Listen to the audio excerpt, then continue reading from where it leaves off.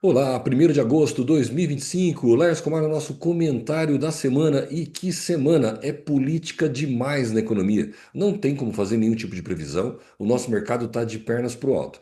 Não vou querer aqui ficar falando sobre política com você e muito menos sobre o tarifaço. Até você assistir o vídeo, se você demorar 1 ou 2 dias para assistir, é capaz de já ter mudado toda a realidade. Então vamos falar em outras coisas que continuam afetando o nosso mercado. Cuidado! Nós somos aquilo que nós comemos. Se você continuar comendo muita notícia distorcida, você pode acabar esquecendo do teu negócio. E nós não vamos resolver não, tá? A política ela tem um monte de nós. Olha para dentro do teu negócio, olha para a tua profissão. A política atrapalha, Lércio? Claro que atrapalha, mas cuidado para você não se tomar de tanto noticiário e esquecer o que está na tua mão, aquilo que você pode fazer, como driblar, e driblar mesmo, porque não está fácil. Vamos lá? Essa semana vamos falar sobre inadimplência gerando crise, ser uma matéria sobre isso. Vamos ver até onde isso é verdade ou não. Lembra do consignado? Já tem meses sobre o FGTS do consignado jogando dinheiro na economia. Tem dinheiro saindo do país, tem feiras de imóveis em colisão, uma atrapalhando a outra. Faturamento aumentando o lucro. Agora também tem a Bet Física, essa é para dar risada. Empréstimo bilionário para uma grande rede e política na economia no finalzinho, e não é aquilo que você está pensando. Meia verdade ou não? Vamos lá. Matéria do Correio Brasiliense, a gente procura respeitar, mas vamos lá. Brasil mergulha em crise. Olha o detalhe para o mergulho em crise. Quando eu entendo de mergulho, é quando você entra de cabeça em alguma coisa, onde você não estava. Mergulho em crise de inadimplência. Quase 78 milhões estão no vermelho. Qual é o motivo para essa crise de inadimplência? Os juros altos, segundo a matéria. Vamos lá, por etapa. Sim, 15% ao ano é o mais alto que existe. O Brasil é o segundo maior juro do mundo real, descontado a inflação, só perdendo, se não me engano, para a Turquia. É uma situação. O juro alto pode aumentar a inadimplência mesmo. Já está endividado, pode aumentar mais. Segundo, o desemprego. Oi? Desemprego? Onde? Está sobrando gente para trabalhar? Está diminuindo? Está tendo mais desemprego do que oferta de emprego? Aí a matéria já começa a exagerar o negócio, tá? Uso descontrolado do cartão de crédito agravam crise. Tá bom, o uso descontrolado do cartão aumentaria as pessoas. Aumenta a crise e atinge a família do país inteiro. 78 milhões, segundo o Serasa, o mapa da inadimplência do Serasa. O que eu fiz para a gente poder medir até onde isso é verdade ou não? Eu fui lá, eu não gosto de pegar só manchete, tá? Por isso que eu falo, somos o que a gente come, a gente está comendo esse tipo de notícia. Então, pela notícia do Correio Brasiliense, mergulhamos numa crise. Vinha controlado, mas agora a coisa piorou um monte. Eu fui lá no site do Serasa, onde eles buscaram essa informação, e como eu gosto de fazer, eu busquei o dado de 10 anos. Aliás, isso aqui foi uma provocação de um amigo, mandou para mim. Olha a matéria. E aí eu devolvi esse outro gráfico que eu vou mostrar para vocês também, e nenhum de nós dois consegue avaliar. Por quê? Porque de 10 anos para cá é a quantidade de brasileiros inadimplentes. Nós não mergulhamos numa crise, nós estamos nesse aumento já tem 10 anos. Lércio, a pandemia piora os inadimplentes. Vamos lá, vai. Pensa comigo aqui. A pandemia fez com que muita gente aumentasse a dívida. Então, na pandemia, é normal que aumentasse o número de inadimplentes, o que não poderia agora que está fora da pandemia. Correto? Errado. Olha esse gráfico. Se você está me ouvindo no Spotify, vai ter que parar e dar uma olhadinha nele, tá? Desde 2015, 16, na verdade, aqui, há 10 anos vem subindo sistematicamente o número de brasileiro endividado. Isso aqui nós estamos passando em governos desde Temer, Bolsonaro, Lula e aí vem tocando o barco. E está aumentando do mesmo jeito. Cartão de crédito, mas não tem fim esse negócio. O único momento em que houve uma diminuição, na pandemia.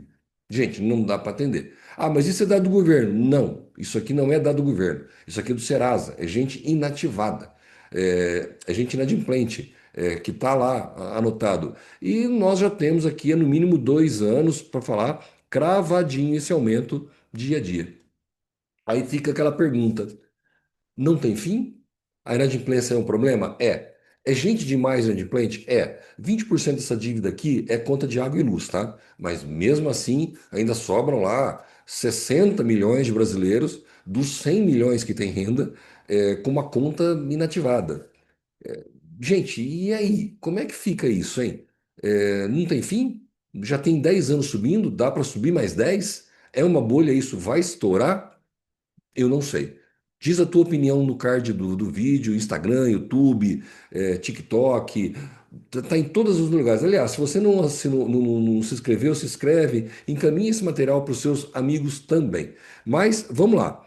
E ninguém mais fala do consignado do FGTS. Nós falamos de inadimplência, e aí? Vocês lembram que o crédito consignado foi lançado lá em março e as pessoas, os funcionários de empresas podiam fazer empréstimo consignado com juro barato, e dando em garantia o seu FGTS.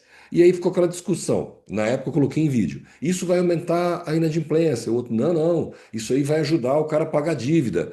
Eu busquei matérias da época para você. Aqui é uma matéria de março. O crédito consignado, Folha de São Paulo, pode agravar o endividamento da população? A resposta: não. Um professor de economia da Unicamp disse que o modelo é bem-vindo, porque os trabalhadores endividados amortizariam as suas dívidas de juro maior.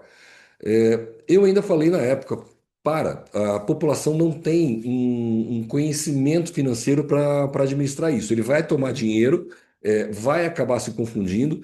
Talvez essa visão seja uma visão. Por isso as pessoas não têm uma boa educação financeira. Até professor de economia, talvez um professor de economia de faculdade, talvez seja um daqueles que nunca montou um negócio na vida e ainda acredita na economia dos livros, mas nunca teve que pagar uma guia de imposto, uma rescisão, uma taxa de contratação, e achava que o brasileiro ia conseguir controlar. Lógico que ele não controlou, e matéria agora, 31 de julho, matéria da Bahia. Por que matéria da Bahia? Porque tá todo mundo quietinho, a mídia toda tá quietinha. Assim como não se fala dos aposentados do INSS, ninguém foi preso, já está devolvendo o dinheiro do roubo, com o seu dinheiro, o meu dinheiro de imposto.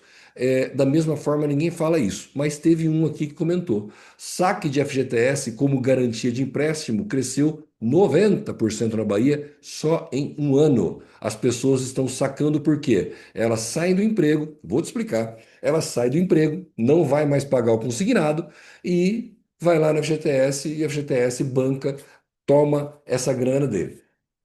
Isso aí, quem me puxou, ou quem me trouxe também, outro amigo empresário, dizendo: Laércio, eu estou com um problema na minha empresa. A quantidade de funcionário que quer porque quer que eu faça acerto, pedindo as contas, porque ele não aguenta pagar. É assim que funciona, tá? Ele tem lá o teu salário de 1.500, 1.800, R$ 2.000 por mês, tá vindo uma conta de 300, 400 conto para ele pagar por mês do empréstimo que ele fez, que não ia atrapalhar em nada, né? Era baratinho, não sei o quê.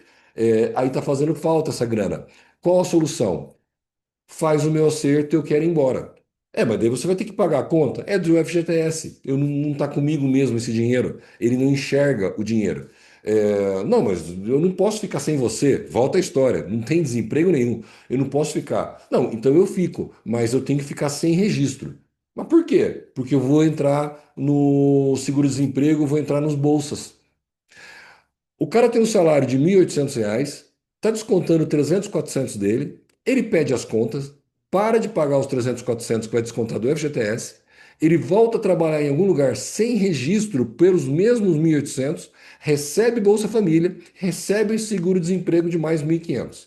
É um baita de negócio para ele. Gente, não é pouco, tá? Tem empresa com 20% da produção fazendo isso. Como você administra? Mas não, um professor de economia de uma universidade, na época, lógico, o juro é barato, o cara vai sair do juro e vai para um juro melhor. Olha aqui o juro barato, professor. 59% ao ano. Esse é o juro do consignado. É isso que o trabalhador está pagando, 59%. Ele não vai aguentar pagar. Ele não fez cálculo e ele não sabe fazer cálculo. Triste. Afinal, mudando de assunto, afinal, a inadimplência nos móveis. As lojas de imóveis estão com problema de inadimplência? Isso, esse endividamento da população, está levando dívida para as lojas que vão levar dívida para as indústrias? Bom, posso falar pela D, tá? Na AD, desde fevereiro, vem diminuindo a inadimplência e julho estamos batendo o recorde negativo, o menor inadimplência dos últimos meses, ao menos 24 meses aqui, tá? O que ocorreu? A inadimplência vinha caindo até novembro, muita loja subiu as compras em outubro, novembro do ano passado. Lembra que estava faltando produto? A gente já esqueceu, né? Passaram 7, 8 meses. Faltou produto, muita loja, inclusive grande, carregou as compras. Chegou dezembro, janeiro, ele tinha que pagar, aí faltou grana. Tivemos prorrogações, tivemos inadimplência de bons clientes aqui, e esses bons clientes seguraram as suas compras, pagaram as suas contas e voltaram ao normal. Por que essa inadimplência ficou tão baixinha aqui? Porque é um grupo. A AD são 70 indústrias. Então, se o cara está devendo para alguém, se ele está enrolado com alguém, ele não vai receber. E o grupo sabe quais são os bons clientes que apenas se apertaram. Ou seja, precisaram de um apoio? Sim, o apoio veio. Porque passa. E passou mesmo, ó, baixou. Mas tem muita gente no meio que não aguenta. É gente que se perdeu no meio do caminho e vai gerar inadimplência, mais do que atraso, vai gerar perca. Se você ainda não consegue trabalhar com esse tipo de informação, se você ainda troca informação por telefone ou busca o que tem no mercado de um CNPJ, o cara tem 30 e acha que está conseguindo segurar o crédito, você está com um problema. Entre em contato com a gente, conheça como é que funciona aqui, ó, a AD. Entre em contato aqui no WhatsApp, fala, me apresenta esse negócio que eu te falo. Uma pessoa nossa, do nosso time, vai te atender, vai te apresentar. Manda um e-mail aqui para saber como isso funciona. Fogo Amigo, como assim Fogo Amigo? Nós teremos nesta semana, de 4 a 7 de agosto, a FIMA, lá em Bento Gonçalves. É uma das maiores, ou talvez a mais importante feira de matéria-prima e máquinas.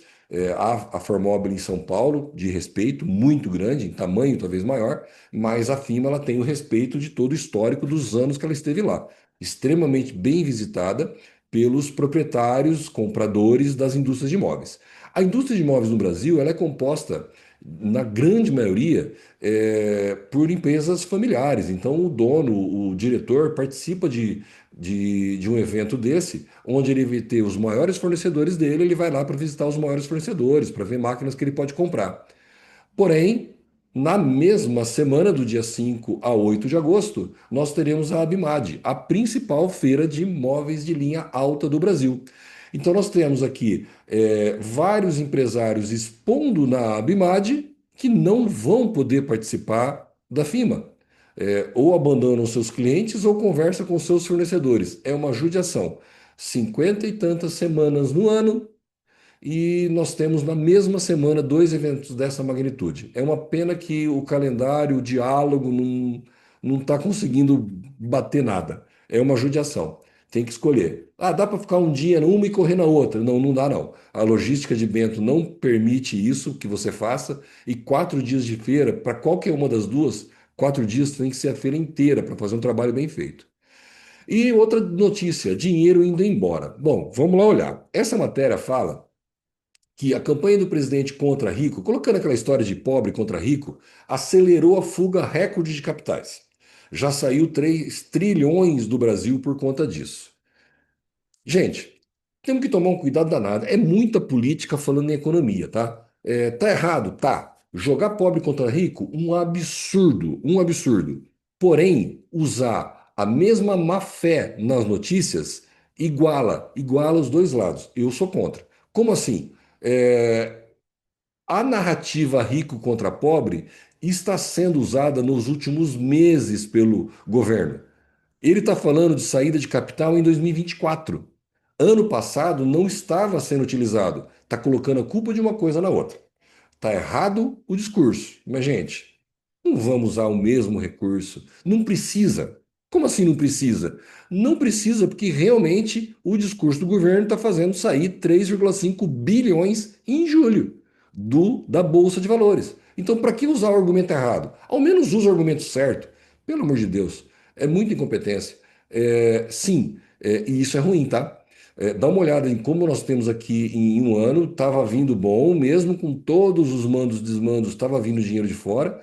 Agora, em julho, assustou. Por quê? Porque está brigando com o maior cara da escola, o briguento da escola. Só que o briguento da escola é musculoso e é grande. Os Estados Unidos é poderoso. Pode causar problema? Lógico que vai causar. E tá aí. E como é que vai acabar? Nós não temos a mínima ideia. Um monte de indústria, um monte de loja, um monte de representante, um monte de profissional tendo que se virar porque os políticos não conseguem se controlar brigando por poder. Para aumentar o lucro, tem que faturar mais? Já falamos sobre isso algumas vezes e não é que veio mais uma prova. E olha que prova, hein? Eu encontro muita gente que tem aquela coisa de não, eu preciso chegar no ponto de equilíbrio, eu tenho que vender, que se eu chegar lá e eu tenho lucro, eu tenho competitividade. E eu sempre tenho falado, não tem nada a ver uma coisa com a outra, tá? Fazer dar lucro, você dá numa empresa pequena ou numa empresa grande, faturando pouco ou faturando um monte. Se você precisa aumentar demais o faturamento para compensar isso, teu problema é outro, tá na visão. Quer ver a prova? A prova vem de fora dos móveis, tá? Vem no Spotify. O Spotify, olha a chamada já. Spotify registra recorde de usuários. Recorde. Nunca teve tanto cliente pagando mensalidade. E prejuízo de 100 milhões de dólares. Como é que é? Sim. Ano passado, no mesmo período, ela teve 274 milhões de euros de lucro e agora aumentou 11% o número de assinantes. Você tem 11% a mais de cliente te pagando por mês e você sai de 274 milhões de lucro para 86 milhões de prejuízo. E por quê? Aumentou 10% a receita no período. O desempenho financeiro foi impactado por despesas maiores com pessoal, serviço profissional e marketing. O custo para talvez buscar mais cliente, o custo para manter, ou estou faturando mais, soltou, fez com que a despesa aumentasse tanto que nem você batendo um recorde, inclusive tem mais assinantes do que eles esperavam. Não é que é só o recorde de assinante, não. Eles ultrapassaram o que o comercial pedia e conseguiram sair de um lucro de 270 e para um prejuízo de 86. Gente, não é o tamanho que faz ter lucro, não, tá? Lógico, se você tem um certo porte, pode te ajudar muito. Mas se você tem um carro com motor 6 cilindros, 8 cilindros e um piloto ruim, capota também. E mais uma de bet, essa eu vou passar até rápido, tá? Um amigo me falou assim, Laércio, já tem bet física em Arapongas. Como assim bet física? O cara montou uma loja, enche de computador, você vai lá para jogar bet. Eu falei, tá de sacanagem. Fui pesquisar a matéria. Matéria de outubro do ano passado, em Curitiba já tinha, bet shop ou videoloteria. Legalizado ainda pela Lotopar. Você entra lá, tem as máquinas, você faz a sua aposta, come um lanche, come um petisco. Obviamente, não sei se tem bebida alcoólica, deve ser proibido isso, mas não sei se é proibido o cara levar. Gente, qual a diferença disso para um cassino? Tá, o Congresso discutindo se vai ter cassino. Olha a cara de. É um cassino. Nós já temos isso montado. Então, se não bastasse o teu celular, tem um lugar especial para você ir lá e gastar dinheiro. Uma manchete que assusta, tá? Como assim? Conselho do Carrefour Brasil aprovou empréstimo de quase 10 bilhões de reais para refinanciar a dívida. Quando você pega uma empresa do tamanho do Carrefour e fala, vou refinanciar a dívida de 10 bilhões, preocupa, preocupa. Por que está faltando dinheiro? Não sei, não consegui achar na matéria. De qualquer forma, faltou. Mas lembra quando eu falo que arrumar um sócio banco pode destruir qualquer negócio? Pois é, aí a gente tem que ir lá e ler o resto da matéria. Tem que ser a desgraça para vender, mas quem, quem está financiando? Com qual banco o Carrefour Brasil fez esse empréstimo? Ele fez com o Carrefour Finance, divisão financeira do francês Carrefour. Então ele tirou de um bolso e mandou para o outro, com um juro de 15% ao ano. 15% ao ano. Não são os 60% baratinhos previstos no consignado que sai do coitado do trabalhador, tá? 15%. Então, fazer empréstimo de um bolso para o outro, não sei se é tão ruim assim. Mas a matéria, que é o que você vai ver na mídia, Conselho do Carrefour aprova empréstimo de 10 bilhões. Tá vendo? Tudo está acabando. Uma coisa é o que o governo faz de errado, outra coisa é dizer que a economia não está conseguindo superar os desmandos do governo. E é muito interesse político na economia, aqui já para fechar, ninguém está falando nisso. A Venezuela derrubou a tarifa dos 77%. Então ele colocou uma tarifa de 77% que ninguém entende para quê, e até o momento não ficou claro por que ele queria isso. Ó, o link de todas as matérias está aqui no final do card, mas ele foi lá e falou: tira. Gente, uma coisa eu te garanto. Por que ele colocou e por que ele tirou? Alguém levou muita vantagem nisso. Porque ele fez uma pressão dessa numa hora do nada, tudo foi abafado e de repente tirou o que ele queria, ele conseguiu. Se o Trump ainda não conseguiu o que ele queria, o que ele realmente quer fazendo o tarifaço, o Maduro conseguiu. Então alguém levou vantagem, a gente nunca vai saber qual é. Uma pena, foi com o nosso dinheiro. E para você? Meu muito obrigado. Compartilhe esse material. Entra no grupo, recebe o vídeo toda semana. Diz aí o que você está pensando. Continue me mandando matéria, tá? Ajuda pra caramba. Meu muito obrigado. Até semana que vem, se Deus quiser. Tomara que esteja um pouco mais claro. Tomara que esses políticos deixem a gente um pouco mais sossegado. Tá bravo, hein? Tá difícil. Até lá.